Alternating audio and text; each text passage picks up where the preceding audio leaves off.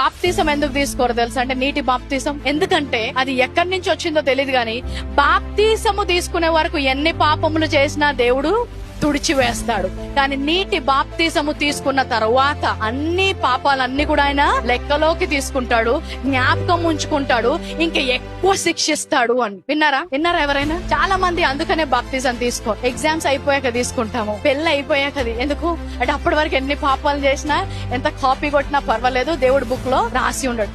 వాక్యం ఏం చెప్తుంది? వారి దోషముల విషయమై దయ కలిగి వారి ఎన్నడూ జ్ఞాపకము చేసుకోనడంట. అర్థమైన వాళ్ళు చప్పట్లు కొట్టండి. ఎన్నడికి జ్ఞాపకం చేసుకోను అంటే నువ్వు రక్షణ పొందేంత వరకేనా, నువ్వు నీటి బాప్తిసము తీసుకునేంత వరకేనా. నీ పాపములను నేను నీటి బాప్తిసము తీసుకున్న వరకే జ్ఞాపకం ఉంచుకొనను, కానీ బాప్తిసము తీసుకున్న రోజు నుంచి హెడ్ లైన్స్ లాగా రెడ్ లెటర్ లో ఒక సపరేట్ బుక్ లో రాసుకొని ఉంటానని రాసుందా బైబుల్ ఎక్కడైనా? పాపము చేయడము మంచిది అనట్లేదు. పాపానికి there are consequences to the sin. దానికి ప్రతిఫలం ఉంటుంది. ఫర్ ఎగ్జాంపుల్, ఒక వ్యక్తి సిగరెట్ తాగుతున్నాడు అనుకోండి, సిగరెట్ తాగుమనట్లేదు. సిగరెట్ తాగితే తప్పకుండా నీ శరీరానికి హాని కలుగుతుంది, నీ లంగ్స్ కి క్యాన్సర్ వస్తాయి, మూతి క్యాన్సర్ వస్తుంది. సిగరెట్ డబ్బా మీదనే ఉంటది. క్యాన్సర్ ఫోటోస్ ఉన్నా కూడా సిగరెట్ తాగడం వల్ల ఈ రోజు నీకు మంచిది అని చెప్పట్లేదు. నూతన నిబంధన ఏమంటుందంటే నువ్వు సిగరెట్ తాగినంత మాత్రాన దేవుని ప్రేమకు దూరం అయిపోలేదు. ఆయన నిన్ను పాపిగా చూడట్లేదు,